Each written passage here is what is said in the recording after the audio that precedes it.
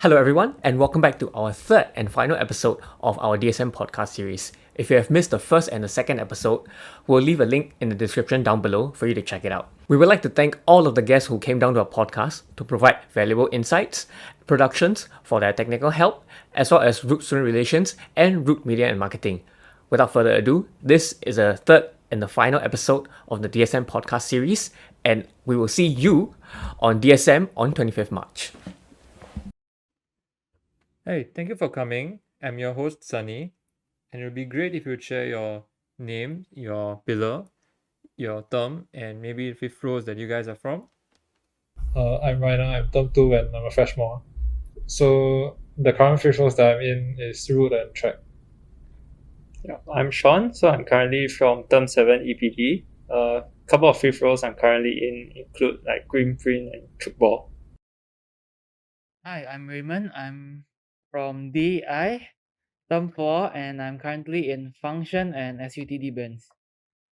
Hi, I'm Joseph. I'm in term 4 EPD. I'm the EPD sophomore rep.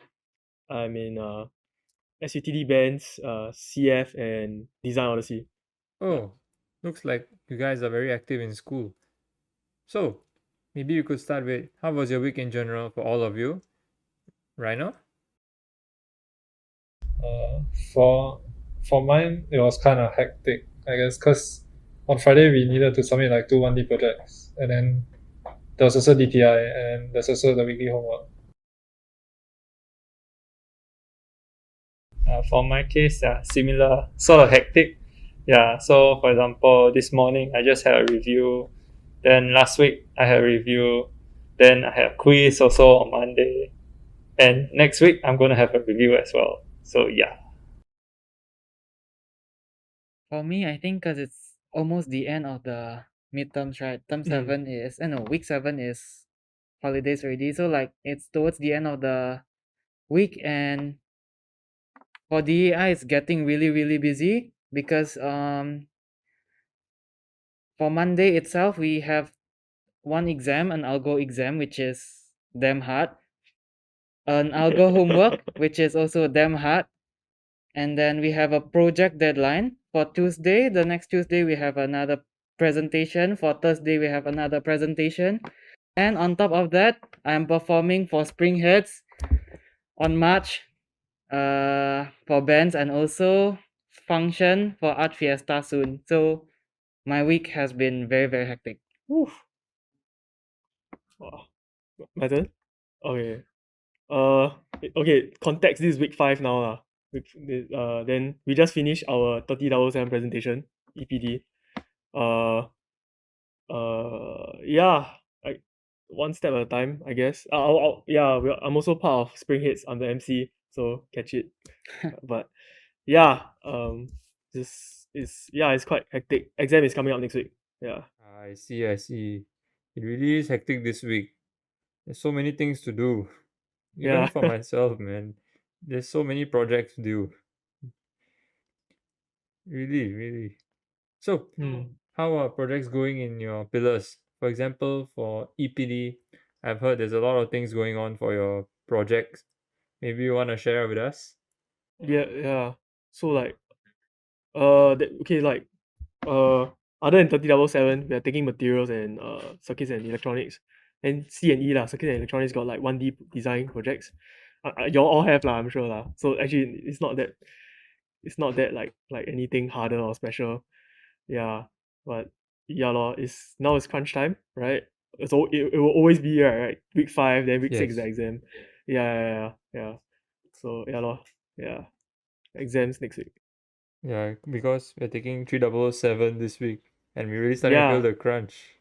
Correct. It's like- just a version of the infamous 3007. Actually, just me, right now. Right. Been there, done that really. Right. Okay lah, I'm sure, cause like DTI also, right? Y'all like y'all bring ideas to prof, then prof say no, not good. Then need to like one prof says it's good, then the other one says it's bad. yeah, like conflict. conflicting thoughts and Okay lah. opinions about it, right? Maybe my prof's not that bad. But we still need to like keep refining our idea. We just get a presentation recently, then like it's like the idea kind of locked in. Now we need to go and do. Yeah. But yeah, this 30,000 is like the highlight of our EPD track, right? Our pillar. Yeah, like the highlight mod, I guess. So I think all of us are taking it quite seriously, yeah, or at least we should be. So would you say that things are all good in your 30,007 mod, or are there things that can be improved on? Well, I cannot speak for everyone, right? I mean, it's your own opinion, right? Right. I think the profs are very helpful. Yeah, definitely. Like every week we have to consult with them just to like update them on our ideas and stuff. Then I think it's like 3007 the next level, Yeah, like we go more into like what's required, the feasibility and everything. Yeah. Um I think it's good. It trains our design thinking. Yeah, not like every idea then we just, oh, let's do this, let's do that, and then we need to see, right, if we can actually do it, yeah, before we actually start making it and stuff. Yeah, so yeah, learning process lor, I guess. Then for Raymond, you're in the DI pillar, correct? Yes. Which is a relatively new pillar compared Yes. to the First others. batch. So how was your experience in your pillar? Okay. So at first, I thought like when I first came to DAI, the first few weeks it was like, oh, it's very relaxing, it's very chill, like not a lot of homework. The only hard part was algorithms, which is a CSD mod, by the way. We have to take it too. And yeah, towards the end I'm dying now lah. So yeah, don't take everything for granted. And one thing I struggle with is actually, and I think that can be improved on, is actually the algorithm mod. I don't know, it's like the homeworks, right? On e-dimension it says that you are only expected to spend less than 2 hours for each homework. But every single person I know like spend more than the whole day not sleeping trying to finish one homework. And like the day before the submission itself, like sometimes we compare answers, right? Everyone's answer is just like different. Then like we need to change. So like that less than 2 hour, that what is it called? The timing that they specify on the e-dimension that you are only expected to spend less than 2 hours is kind of an understatement lah. Right. Yeah. So that's what I think that's what makes the workload right now very heavy. But aside from that, we also have the AI applications in design mod and the product design studio mod, and these two for me is okay, and it's actually a very interesting mod. Oh, okay. That sounds very interesting. Indeed, AI. So it's something that's really relevant in the future. So something everyone will be having to use. Then for Shaun, you're in term 7, right? For EPD. So which track would you be taking for your pillar? Okay, so for my track itself, right, it's currently I'm in a mechanical track. Although like I have a huge interest in healthcare, then I'm actually taking all the healthcare mods because there are no prerequisites and I find them like quite interesting, quite fulfilling. Because majority of all of them are like project-based mods. For example, let's say in term 6, there's one where I did on like topics of biomedical and healthcare. So essentially what we did was we explored sort of like the technical jargon that is actually used in the field itself, along with like wrapping up with a project itself. For example, my group, we did sort of a sensor in order to detect bleeding in patients. So we linked it up to sort of like a Telegram bot to alert the nurses so that they could come back and then redress the wound, preventing it from like developing any like further complications. And now I'm actually doing 2 project-based mods, healthcare product design and as well as global health. So both of them link us up with sort of like clinicians where we actually find and discuss with them like what needs there are, and then how can we actually help and design like solutions based around their needs in order to sort of like better the lives of both patients and the healthcare workers in the field. And I think to top it off, not to mention term 7, term 8, currently it's the beginning of my capstone. That's interesting. How about you share with us more about your capstone, like what's going on in your project? So for my capstone, barring NDAs, yeah, I just try to keep it as Of course. clean as possible. Yeah. Essentially my team is working with our client, right, to design sort of like a new system, or not really new, but more of like a combination of systems coming together. So that let's say you have your drones, like normally drones they rely on GPS a lot. However, right, you ever notice that when you enter like places with tall buildings or in car parks, right, your GPS signal just disappears. Yeah, the same thing happens with drones, so they essentially don't know where they are. So our team is sort of like trying to develop a way in which, right, drones are still able to know where they are without relying on GPS. Yeah. So it's quite interesting. One thing that I would recommend is to always like check in with both your faculty mentors in school as well as your company mentors, because the feedback you can get can really determine your eventual project direction as well. I see. That's quite useful advice. I myself could be heading into EPD in the future, so it's a lot of great input from both of you and the others too, because it's quite relevant to me as well and something I can think of before I go in the direction. And as a fellow freshmore, so do you have any subjects that you find really hard as a freshmore student?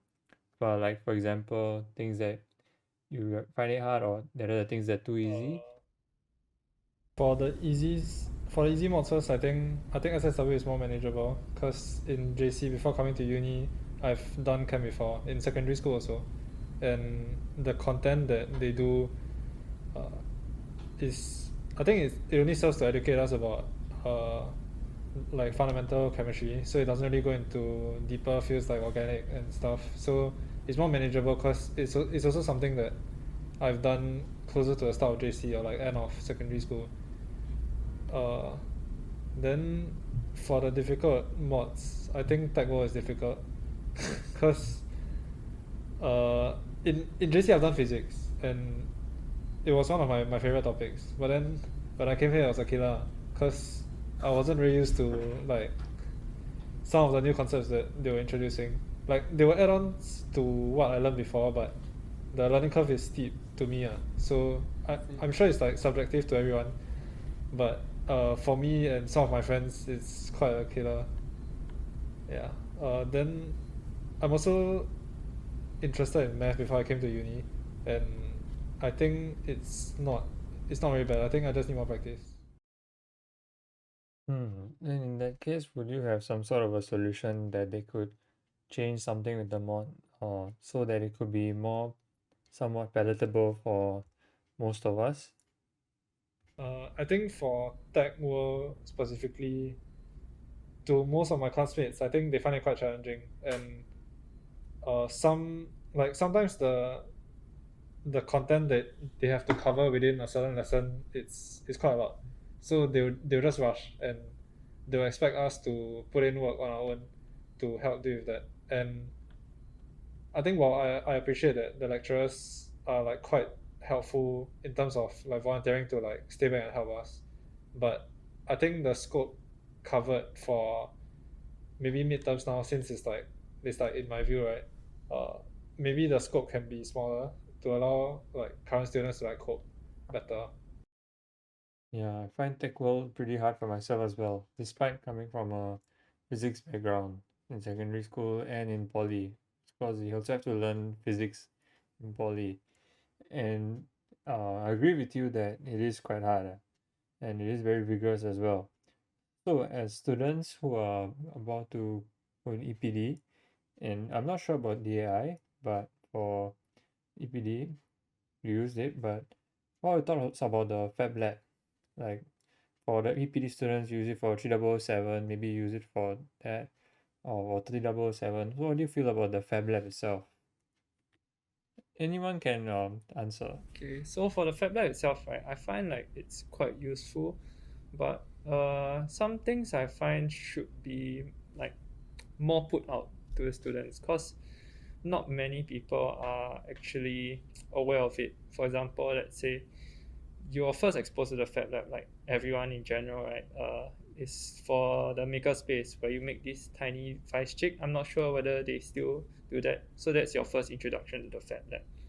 And then later, essentially, they give you this short rundown of the 3D printing course so that you can also use the 3D printers in the Fab Lab.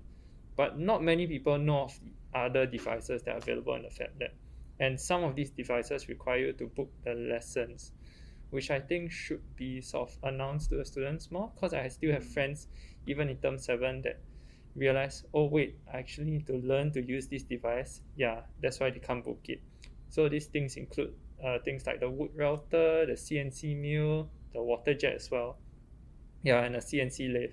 So there are a couple of other ones, but these are the ones that I'm more familiar with because I'm in EPD. Yeah. So, do you think there's any problems with the bookings or with the facilities themselves, or anything else that you feel that might be useful for your time using the Fab Lab in school?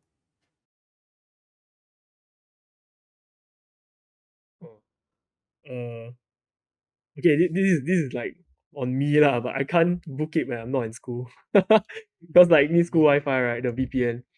Yeah, but this is just me lah. I for some reason I can't get my com to pulse secure or something when I'm at home. But Equipment wise, all right, like you can use the machines. Yeah. So for equipment wise, I think more or less they are pretty straightforward if you just focus on, let's say, the makerspace, like your hand drill, all these devices. But for the more advanced ones, the one that I mentioned that require you to learn, right, it would be helpful if, let's say, there was sort of like a set of guidelines that were given out to students, because essentially the lessons are just 3 hours. Sometimes they end earlier, like for my case, like 2.5 hours, and you only have that one lesson, and you're not going to use the device immediately after you learn it. So like you could, for example, take that lesson once, and then after like 3 months you need to realize you need to use it for some project, and then later all the controls are like misty to you, you don't remember anything. Yeah, so it would be helpful if there are like guidelines that are just set out maybe in the lab itself, so that when you book. But I find the staff quite helpful, because most of the time, right, they are quite friendly and approachable should you have like any issues you need to sort out. So I think, yeah, overall it's still quite okay. Oh, like some sort of a refresher. yeah. Oh no, like yeah, I agree with what you say. Like when you learn already, then like you don't immediately use it sometimes.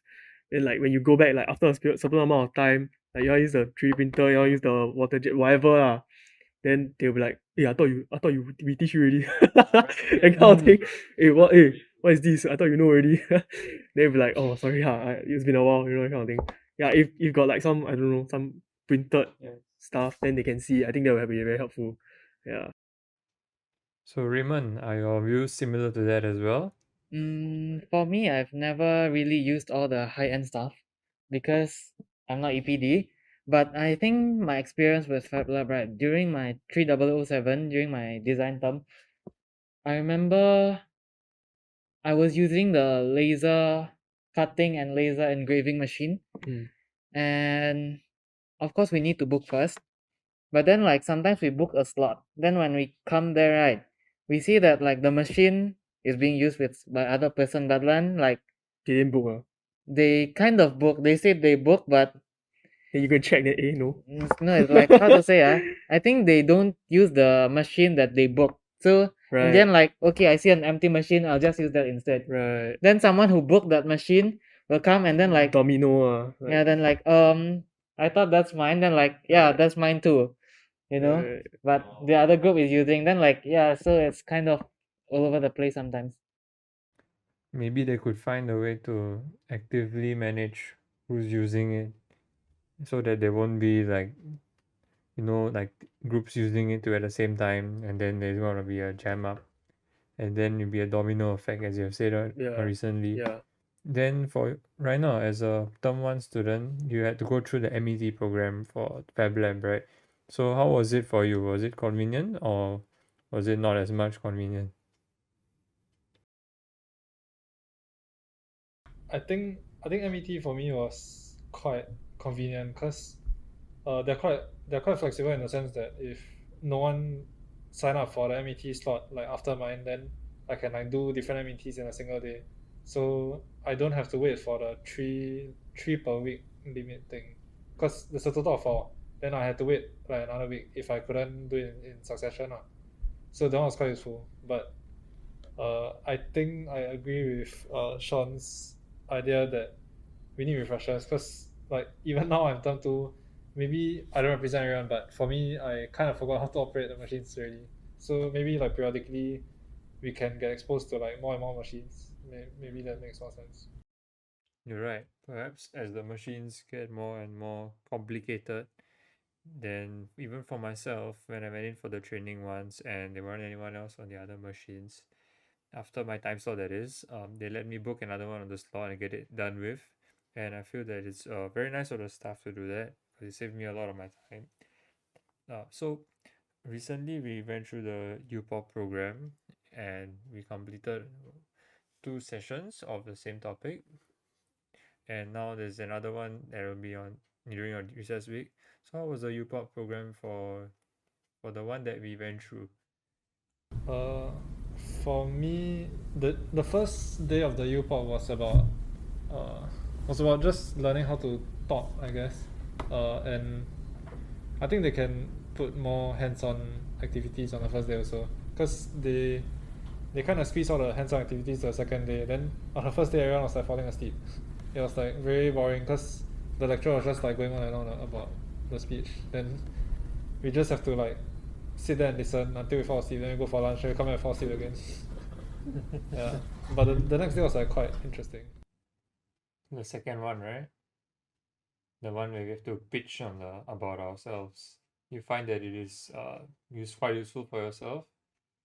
Uh, for myself, I think it's useful because I also agree with the lecturer that like to talk confidently you just need more practice, and I think that's what the second day of the UPOP itself to do, just like give us a bit more practice because we presented like a total of 3 times I think. So I guess the more I practice, the more confident I was. Yeah. So going from freshman to the oldest person in the room, one with the most experience in the UPOP programs. Okay, it's been a while, but yeah, I think I agree. Mine was also structured somewhere similar. Like the first day was really quite dry, and I think many of my classmates also experienced the same way. Like they end up dozing off. Yeah, and the second day where you actually sort of get to practice like what they actually carry out, I think that's quite useful. So although I find that it really the mileage will vary like depending on the person, because like I find that most of the information that they draw on the first day itself is more geared towards people who have completely like they haven't like really researched like experience like let's say searching for jobs and all these things. So for those that have already like been through this, it sort of just turns into a bit of drama for them sometimes, and that's understandable as why like quite a few people also doze off. Yeah, so I think like maybe catered towards sort of like the more active aspects of like let's say job search itself, for example the interviews as well, things like how to present yourself like more appropriately. I think this would be a lot useful and a lot more applicable to a wider variety of people. Yeah. Actually, they did what? They did teach us the elevator pitch or something. Yeah. Yeah, this is the fun part actually. Okay. First day was the one that people dozed off. Right. Is it the one we play Monopoly one or something? I would go for Huh? that. Man. Since when we got that? Oh, I think I don't know that. You play Monopoly in your UPOP or I don't remember. It's not really Monopoly. You know, like the It's basically like a board game. Yeah, you have to like utilize some tokens. Oh. The green you play before or not? Yeah, I think so. I don't remember how it works lah, Yeah. but is it first day? I don't know. Like progress your life, something like that. Is it? I don't know, but there was like I remember there's like the red token, green token, That yellow sounds token, really blue fun. token. Okay, sounds familiar. But I Made forgot what report is it very for. interesting. Right. Term 3, I look Yeah, forward yeah. to it. Term 3, I think.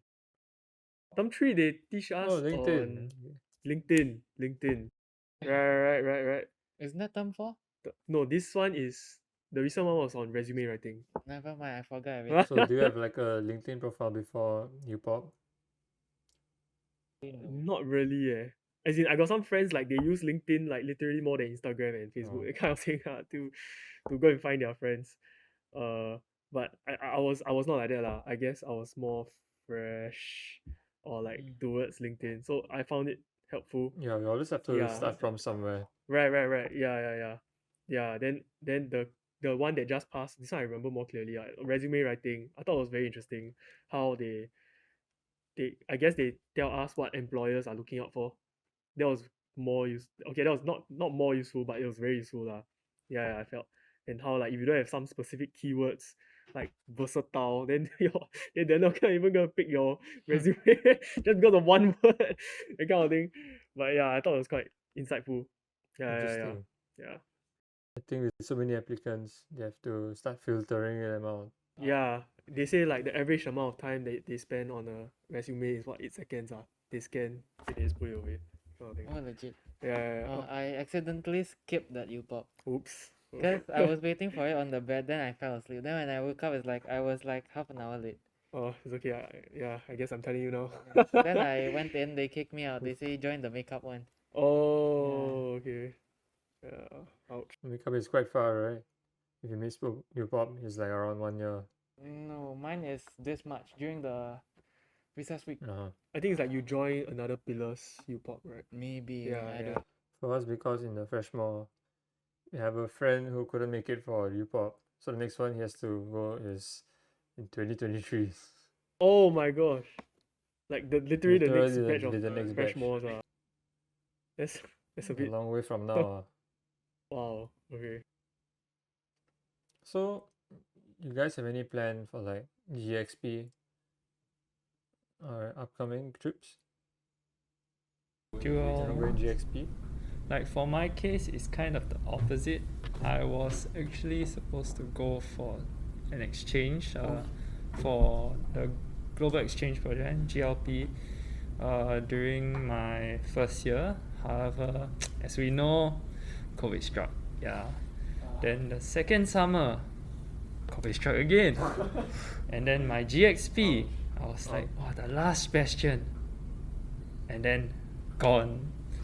And also, I think I voiced out the concerns of many of my batchmates who also applied for GXP in that they sort of gave us a bit of hope, but they kind of told us a bit too late on our alternative choices. For example, I remember in my term 5, 30007 was still in term 5 back then. Yeah, I was having my final exhibition, and the next week I had finals. So they told us right after my finals exhibition ended that GXP is going to be cancelled as well. Yeah. So the alternatives they presented was the SUTD program, but we only had probably the weekend to prep and then send out. Like for example, certain mods especially, you need to clarify whether they are accepted by the school, and that's like quite a lot of work. And next week I have finals, so I didn't bother with it. Yeah, that was my case. Some of my friends still managed to apply for SUTD, but most of us just took it, and then we had our term 6 with SUTD. Yeah. COVID. Oh, so sorry to hear that. Yeah. Hopefully you all get experience. Raymond, are you going GXP? Actually, right, for me, I wanted to go, but for DAI, right, since it's a new pillar, Right. there's no pre-approved course list.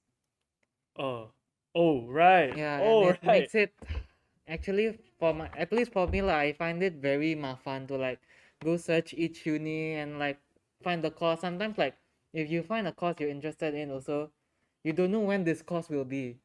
Like is it during spring, is it during summer, or is it during when? Oh, they never say Sometimes some schools say, some school don't, I don't know. Then like Oh. it's really hard. Then like since we are the first batch, it was really hard for me to like do all the paperwork, and in the end I It was more manual for you. They never sort out for DAI people yet. kind of lah. Oh, okay. So in the end, I thought to myself, I got a GLP offer already. So GLP, Okay, that's good. You got at least you got yeah, something. at least I have something, and I thought, I think it's not worth it. The like all the paperwork process, and I'll be taking someone else's opportunity to go overseas also if I am already given a GLP slot. So I thought to myself, never mind, I'm not gonna apply for GXP. I'll just go for the GLP thing. Right. Wow, that's very nice of you. Thank you. Someone else could have gotten a slot. Yeah. If you got a slot in GXP, you need to thank Raymond because he never take yours. Yeah. Then for GLP, is there any place that you're expecting to go? It's like I think they reserve a spot for me because it's some scholarship thing lah. Oh, which one are you on? I'm on a scholarship called ACTO, ACTO. So it covers like your my school fees, Okay. and GLP. GLP. So when are you going for your GLP? Supposedly, it was supposed to be term 2, but COVID. So they moved it to term, I don't know what term, summer term of next year. Yeah. Term Yeah. 4, 5, 6, 7. Like After term 7. after term no, 5 is the spring one, right? Then 6, then another one, then 7, 8. Oh right? yeah, so after term 6. After term 6, yeah. Term 6. Yeah. After term 6. Summer break. Anyone else also going for GLP? No, not me. I didn't opt for it. I'm going to GLP. Oh, somewhere in the middle of this year. Oh, nice. So yeah, it's good to like get some feedback on how's your experience on going on this GLP or otherwise trips. So for your case, right? Do you know where you'll be going for your GLP? They gave us 4 options. Stanford, Berkeley, some uni in Berlin, yeah, and some uni in China. And yeah, they just asked us to rank which one we want from number 1 to number 4, and provide 250 words of explanation why you rank it this way. So the results for you guys released No, early? because they postponed the GLP, so Oh, they're gonna push the results all the way there. kind of. But I asked them, right, they say they're gonna use that poll we did before to gauge where we are lah. So yeah, we don't have to like refill the poll in the form again. Oh, that's good. Yeah, in case you forget, you good that it's keep it in your mind. Yeah. They'll save it for you. So speaking of international trips, right? Raymond, I heard you're from Indonesia. Yeah. So as an international student, how do you feel? Like, what's your experience in SUTD being an international student? So you live on campus, right? Yeah, I live on campus. So how was it like? Yeah. Actually, I've been in Singapore for quite some time. I came to Singapore during Sec 3, so I was around 15 years old, and I kind of live alone in Singapore lah. So I've been jumping around based on my school. So back then in secondary school, I lived in the boarding school of my secondary school. I go to a JC, I went to the hostel of the JC, and now I'm in SUTD, I'm in the hostel of SUTD. Wow. So I'm kind of used to like this communal living thing. And to me, SUTD hostel personally is better than my previous boarding schools lah, because there's more freedom. Like last time in my secondary school, there's curfew and everything, and like there's a predetermined like, oh, this time to this time you have to study, you know. Then someone is always watching you. Ooh. So name schools, ACSI. Oh. I don't know, but it's a good thing lah, cause like maybe during that age we don't have like a They- sense of responsibility They don't yet. trust you to be disciplined. Right. Yeah, so they make us disciplined by forcing us to be disciplined lah. But one thing I miss from my previous hostels that's not present in current SUTD is also food catering service. Ooh. Like in my previous hostels, they have like from 6 to 8, let's say, they will serve dinner. So like whenever you come home from school, you just go to the catering service. You can get food from there lah. And I heard NUS also like that. I don't know about NTU, but they have their own canteens and stalls. So yeah, in SUTD, you have to walk down to the canteen, and if it's on the weekends, canteen is closed, and you just have to either go to CCP, but sometimes you lazy, so you just cook instant noodle lor. So yeah. It's quite an experience you have there. So for the others, how was your experience like staying in the hostel or the housing when you were in? And for those that aren't, how was it like during that time that you used to be in? Maybe one of you could share something about it.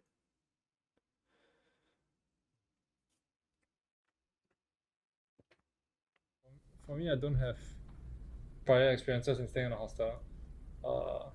But I think like the hygiene standards are quite high lah, like quite good for at least my floor. I've heard some like funny stories in other floors, like the sink getting choked by some noodles and stuff, then no one cleans it up.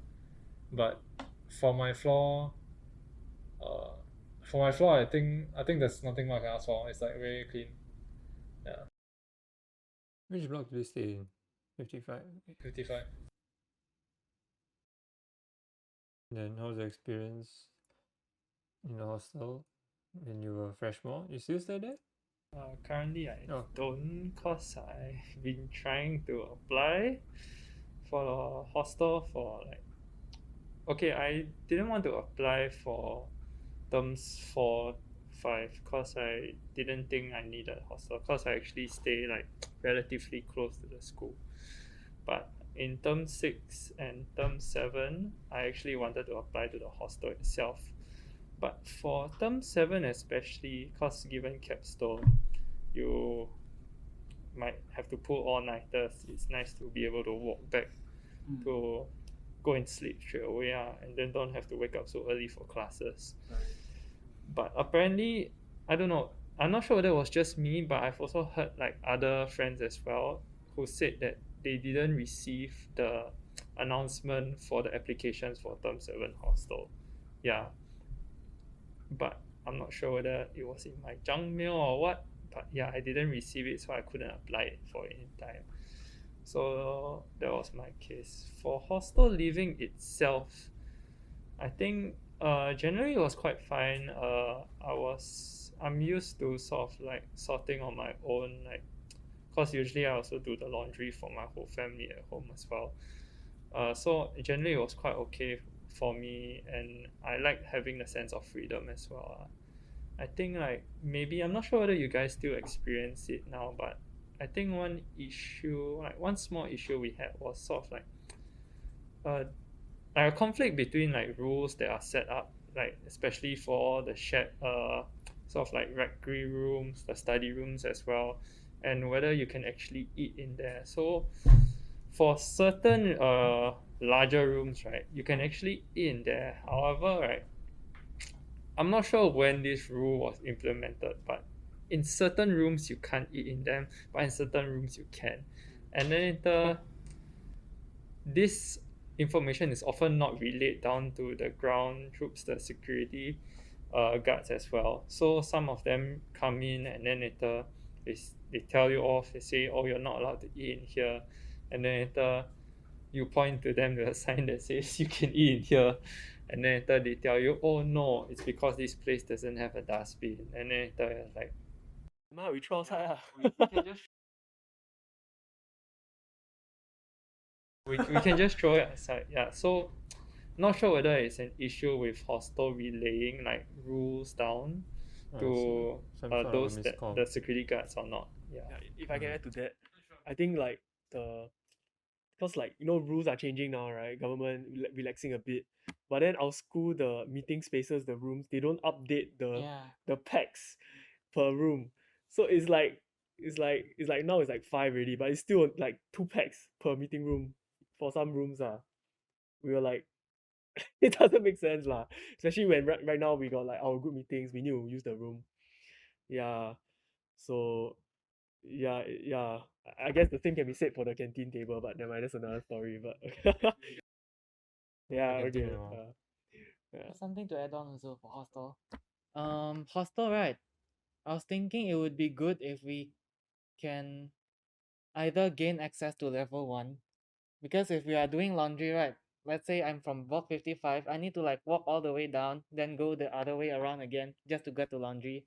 And I think it would be nice if we can have an access to level 1. Or Wait, you mean you don't get access to level 1 yeah, the level 1. from You get me? from inside? No, from outside. Outside. Yeah, outside tap in. Then like Later. yeah, Yeah. let's say we are after doing laundry, we want to go back to our room. It's quite heavy. Instead of like walking up the stairs, walking back again, it'd be nice if we can just walk one straight road, tap the card, and then the lift is straight the way there. I think if they want to do that, they need to put in an extra security guard there They for the have. face scanner, right? Is it They, at the I mean, level 1 lift yeah. lobby, something like that? They have a security Yeah. guard there. But if now, let's say, the only access point of hostel is level 2 only, Yeah. I was thinking it would be nice if the lift can be stationed at level 2 and 6 instead of 1 and 6, because every time we go to level 2, the lift is always at level 1. When we press go up, then like we have to wait for the lift from level 1 to go up. Do you get what I mean? As in It's a small thing lah. yeah.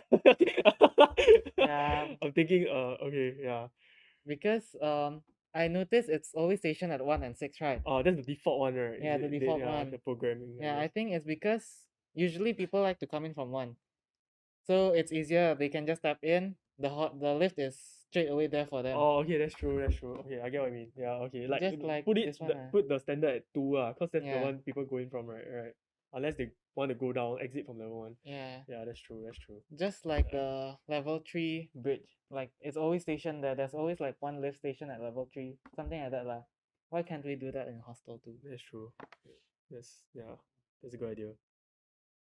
Interesting pointer you have brought up. Any of you living on the higher floors? I live on level 9. Level 9. Okay. Yeah. Oh, level 8. Okay. Any issues with the floor? Problems? Any of those sort of issues? I have friends who live at level 12 and you have issues with like pests coming in from the garden. Any of you have such an experience? Wow, never hear before. Oh, yeah. I was in level 11 during my freshman terms. And whenever it rains, right?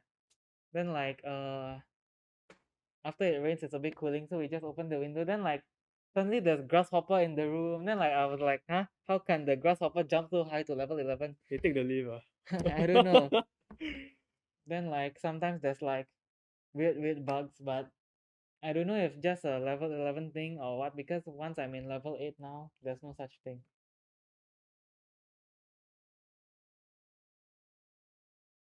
I guess the only issue I have is when I was in term 1, term 2, I was on level 4. Then like people from the top floor will take the lift, right? By the time it gets to the bottom, there's no space already. Yes. Yeah, I'm sure you guys can relate. Yeah, the infamous thing. Yeah. Especially when your class starts at 9, then everybody like trying to get out already. Use the stairs lor. Yeah, use the stairs lor. Yeah.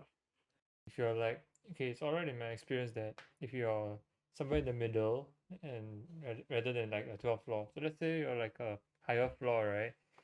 Then you want to go to class and then the lift comes, the door opens, you see it full of people, and then yeah, I see where you're coming from. Then so now that we are talking about like the housing, like earlier I asked you about your 5th rows, right? How was your experience in your 5th rows? Like I know that you guys are apparently in plenty of them. So maybe you could point out stuff like you like or you don't like about FIFROs you're in, or things that can be improved? Perhaps like maybe more resources or support or these kind of things. Both of us from Ben, right? You're grinding. I guess I don't know bands because I'm not involved in the exco Right, part right. of I bands. also, yeah, I'm not. So I don't really know what's going on behind the scene, but for bands, I'm quite satisfied with it. I think it's fun. It's like an OT kind of thing. So Yeah, we just, for my band, every Tuesday we just come after class, then play jam, then like yeah. It's uh fun, yeah. have fun, then like go back, Yeah. something like that lah. So Distress, then that's go it. back study. Yeah. But Yeah. for function, I'm an exco in function, and I heard from my treasurer that towards the end, towards like right now, it's a bit tight on budget lah. But I'm not really a treasurer, so I can't really say much, and I don't really know what the issue is also. But I heard like the previous batch, right, they had a lot of a lot of money, I think, because it was during the first periods of COVID. Then like they can't really spend much on like external events and stuff like that, and so they had a lot of reserve lah. But right now, I think our CCA is a bit tight on budget. That's what I heard from my treasurer, but I don't really know what's happening behind the scenes also lah. Cause like I don't know the treasurer's work also, and like what the school can does with the treasurer. From my side, okay, I don't really hold any exco positions now, mostly retired from my exco positions. But back then I was the treasurer for Chukball, and I think I also the vice president of Greenprint. And one issue we always had, I think, if you ask like any exco in general, is that when you collect sort of like club fees or what, and you put it into income, so far the reasoning from them is that it's GST, but then later you so how club funds are stored is that there are a couple of different ways. First, there's the OSL seed fund, then there is this given out year by year, then there's the income followed by donations. These are the three different types of sort of club funds that exist. For the income and the donations, these two, right, actually are subjected to this thing called GST. So we know currently it's 7%, and it's about to rise to 9% soon. Yeah, so I'm not sure whether they will raise this to 9%. So what actually happens for income especially is that year on year, your amount in your income decreases by 7%, which in fact, if you look at an actual bank account, right, your money, even however small, 0.05%, it's a positive percent, but this is a negative 7% year on year. So we're not sure what system the school is using to actually store. So maybe transparency would allow us to see it from their perspective as well. Like, where is this 7% going? Because the current statement we've currently received from them is GST. And it's quite sad to see 7% of your club funds go down year on year, even if you do not use it. Yeah. So it makes sort of like handing over a lot harder. Like, you get less resources as times go by, because like the seed fund itself can't be kept, it must be used within the year. So there are not really many options to deal with like their declining funds. I see. So this is the kind of things that normal people don't really come across unless you're like in exco or a treasurer. Then in that case you would be seeing these kind of things quite often, I suppose. Well, it's like you like what how much do they determine how much funds each club gets? So this one I'm not too sure, but normally from my experience at exco, usually it's when we do what's it It's called? based on like number of members. Yeah, pulse check, normally they'll sort of gauge based on your work plan for the year and your budget. So Ryner, anything you want to add on about your fifth rules? So for me, I'm from root and track, but then so I have this problem for root. Okay, like it's not really a problem with the free flow itself, but so I'm in events and I basically plan like events for the school. So So there's Chinese New Year that just went past, there's Valentine's Day, there's okay, like a lot of other events basically. So for Valentine's Day, I was in charge of I was basically in a team of 3, and then we just planned the carnival and the anonymous gifting for the event itself. So in terms of like claiming wise, usually I'll be expected to pay from my own wallet first, and then I'll claim back from the school. So the budget is about, okay, can't really say the budget, but it's not a small number to come from a student's pocket. So at least for me, each time I'm involved in organizing a certain event, and someone has to buy the logistics, someone has to buy like prizes, and how it works is I'll just pay first, then they reimburse me later through Concur. But I think that the process of claiming from Concur is very troublesome.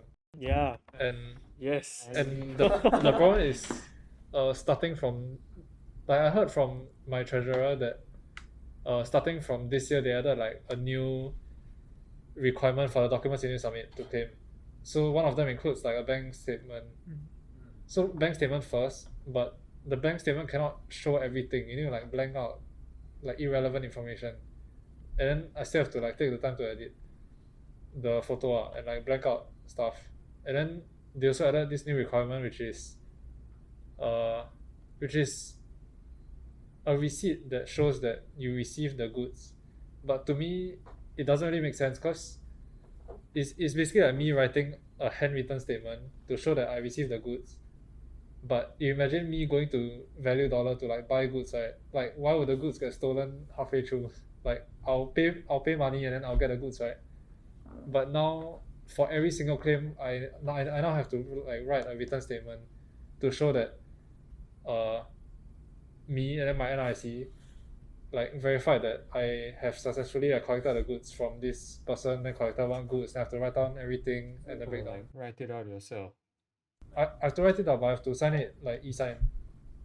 And being in events itself, we need to buy a lot of things, and someone has to buy it. So I have like 6 or 7 claims that are like returned to me concurrently. Then now it's like 1D time. I don't have time to like look through every single thing and find whatever documents that they need. So it's like more and more troublesome. So I think it's like not very efficient, because I don't get why some of the supporting documents need to be included, and it takes too much time. And even if I submit it and it gets approved all the way, so there's a huge line of people who can approve.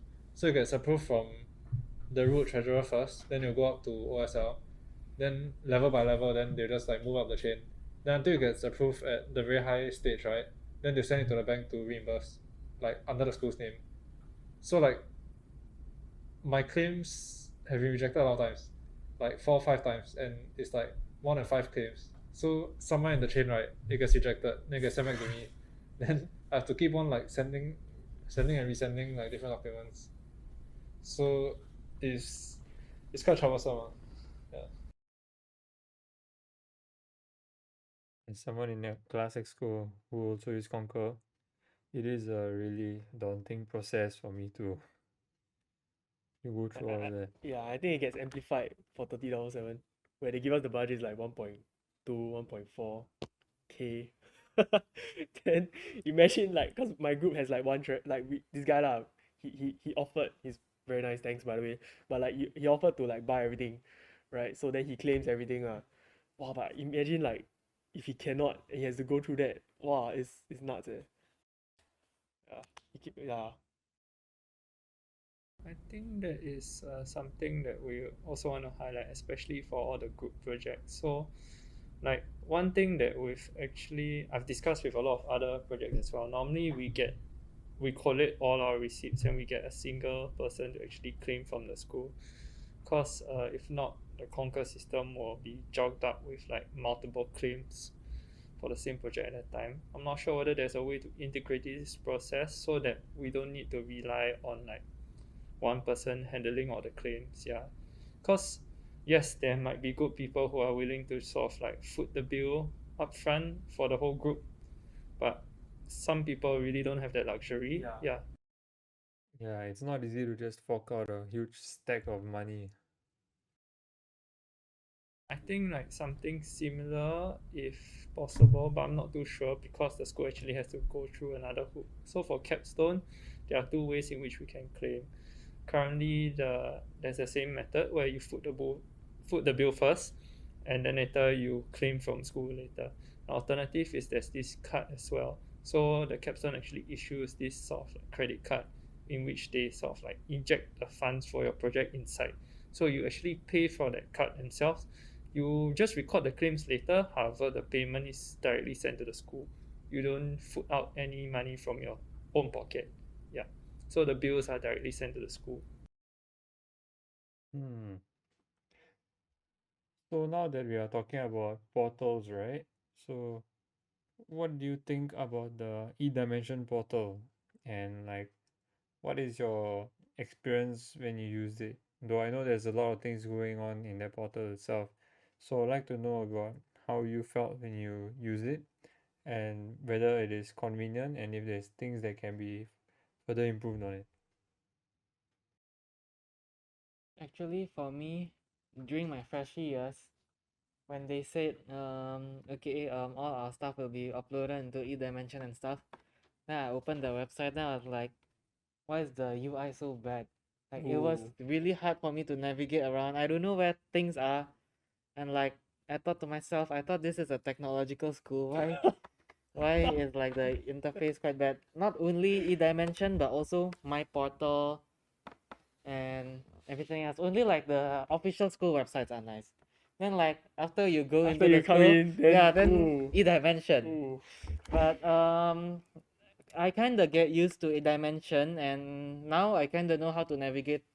But it took some getting used to lah. Yeah, so during the first few weeks, like when I first came to SUTD, I was like, how to do this, how to do that, especially my portal actually, because like they say, oh, you need to go do this, then like click you on have, this, yeah, then click on this, the navigation arrow, bar, then yeah. like we don't even know which one is Yeah. the navigation. They never say. It's just one small icon. Yeah, It's the yeah, compass yeah, icon. They never write it's the navigation icon or something. Right. Yeah. So yeah. I was thinking maybe they can have a notification bell for everything.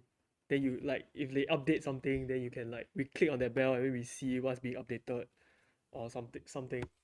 I thought that would be helpful. Yeah, 'cause if not we have to like go to Outlook, find the instructions that the email that they sent to Yeah. us, and then like, oh okay, do this. Then you keep switching tabs to okay, click this next, click this next. Yeah, I mean it's okay, but I'm sure it can be done better. Yeah. So now that we've talked about e-dimensions, maybe you could ask you something about there's something that's more generally and also related to this. So any other feedback on other types of like portals, such as like my portal, ease or email, like anything you would like to raise regarding that? To build on the notification point, right? The e-dimension itself, right, actually does have a notification system, but most of the time I ignore it because it kind of gets bogged down by ridiculous emails such as, oh, the system has been reset. The system has been reset. Then in the end, right, when my post chooses to use e-dimension to post an announcement, right, I don't see it because all I see is the system has been reset. Yeah. So I think that's one issue. Maybe on the technical side, they could bog out. So all this backend stuff, right, doesn't appear and bog out student emails because the students themselves won't be concerned whether the backend system is running well. They just need a portal in which they can get the information from their professors easily. Yep. And just recently, I think the school has been sort of like upping its security measures, but most of it is, I feel, done a bit too much because currently for Capstone, my professor, one of my professors actually uses their own like personal email to actually send us the replies and feedback, and then it actually gets redirected to spam and junk. So this is, I think, one issue they could actually sort of try and sort out. Yeah, because imagine if your prof like sends you, let's say, your grading for like your specific review, but you don't know or feedback for your paper, it just gets redirected to the junk mail. Yeah, and the junk mail actually auto deletes after a certain time period. So imagine like your prof replies you and then you don't know whether he replies, and then your prof says, "Oh, but I sent an email to you." Then it's like, "Huh? I didn't receive it." Yeah. That could turn out really bad. I guess I have some suggestions also. For recently, they updated the Okta Verify thing. Then you have to do it every single day if you want to go to eDimension. Yeah, every 24 hours. Yeah. Yeah. And at first I thought that was a bit too mafan, because I just want to see, like, let's say one small detail in like a homework that I missed, then like have to, oh no, Okta Verify, then where's my phone?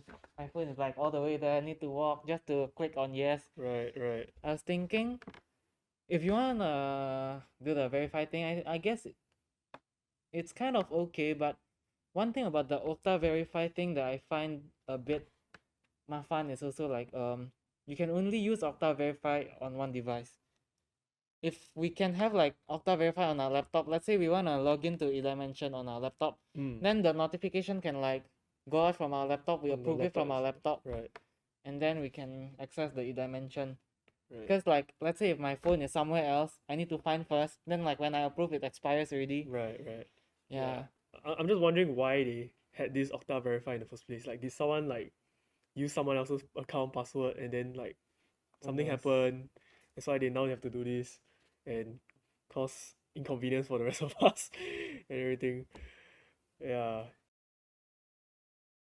I think I want to add on to that point. Apparently, the reason they gave us was yes, because people were complaining about having to change their passwords over and over again, so they switched to two-factor authentication, and this is one of the forms. But the thing is, right, I still receive replies telling me to change my password. Then I'm like, then what's the use of two-factor authentication? Wasn't it to remove the need to change the primary password in the first place? Yeah. Those are very relatable points you brought up. I got one more. For eDimension, right, like as what the rest have said, is like some portals are not very well designed, so it's very hard. So for example, like the My Portal one, you need to click on icons, then there's words to click on also. So it's very hard. So I was thinking maybe you can merge all the portals into one, because now there's also a housing portal. And if the reason for separating like eDimension and like housing portal and stuff was because of like payment methods, right?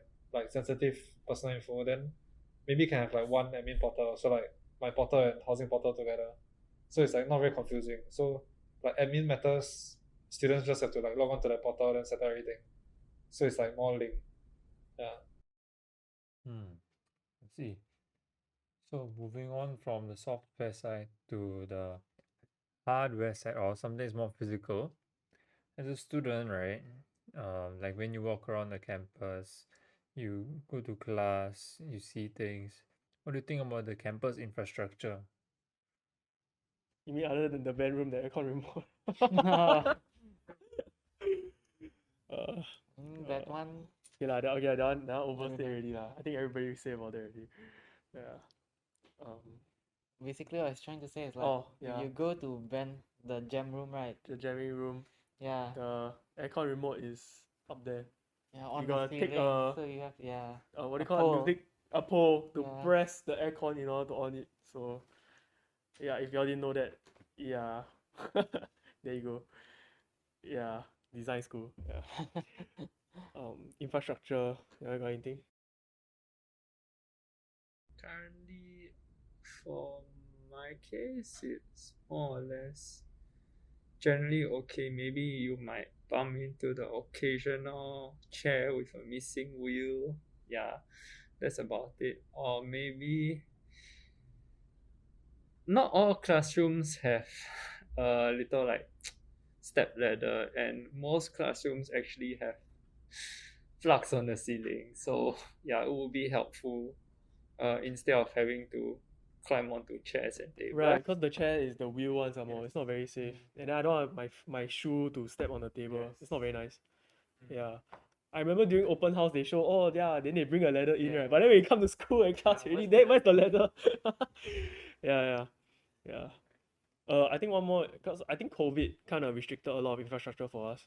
Right. I think you will know lah. Like for example the staircase in front of the canteen. Yeah. Like I hope from that's hostel open. over. So for me, we came in during COVID, so we didn't know. Oh, it's like normal. But for y'all, it's like y'all felt it. I feel. Oh, I couldn't. No, I can't take these stairs.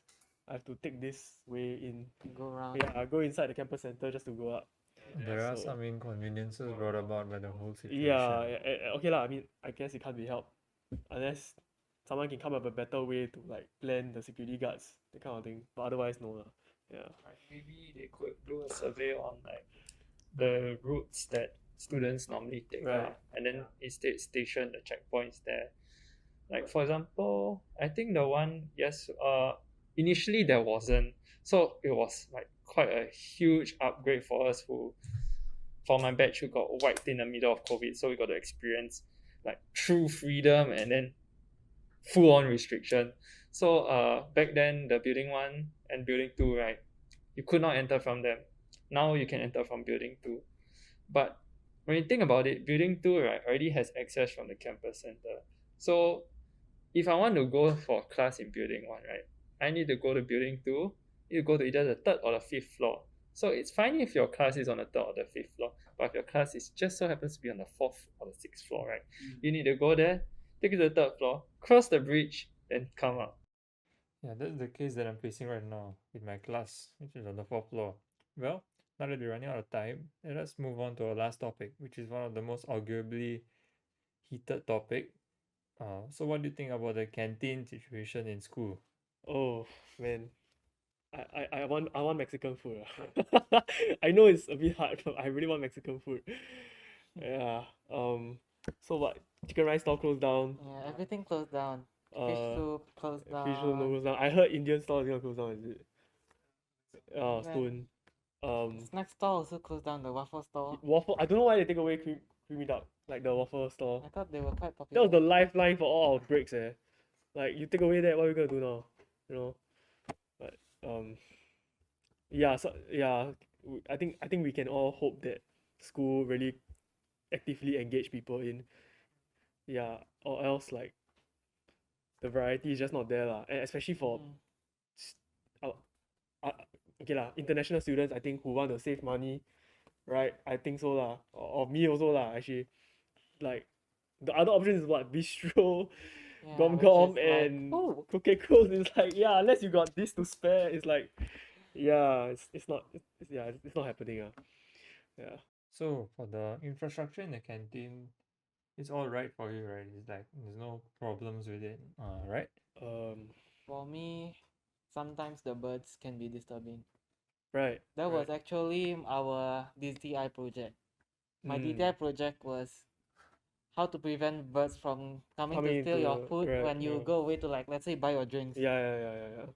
And yeah, the prof liked it, but it wasn't implemented. But Right. it's okay. I was thinking, the mosquito nets. They put the spikes right at the side. Okay, yeah, they cannot land there, but they can land inside, right? Yeah, I was thinking mosquito nets or something cover the around. Yeah, that will prevent any large birds from coming in. Cause like really like you buy your cai fan or whatever, then you leave it there, you go buy your drink, then the bird come and eat. It's quite disgusting. Now that we're running out of time, I shall be wrapping this up. So does anyone have anything they would like to say before that? Oh, I wanted to say this back when we were talking about the Fab Lab. Yeah, but then they want to disrupt. But I think, yeah, like term 1, term 2, I think it'd be great if y'all can quickly go and learn on your own time all the water jet, CNC, lathe, mill, everything. Cause when okay lah, if you go EPD, then like right now prof is asking us to go and learn all these. It's like quite cram ah. If you can go and learn on your free time, like I think that'll be great. Yeah. I think it also adds to the point that many of them are not aware of this. Like you feel like, let's say after your first term, holiday, relax, nothing to do. you can actually book these lessons, but nobody knows you can book these Yeah, lessons in the yeah. first place. Yeah. I only found out about it because I wanted to do a personal project. Yeah. Then I go and learn. Other than that, yeah, they should really promote it more. Yeah. Alright then, since there's nothing else, then I would like to thank all of you for coming here and for your time and especially for your valuable feedback because it is going to hopefully bring a change to this school to make life a little bit better for all of us. Once again, thank you for coming.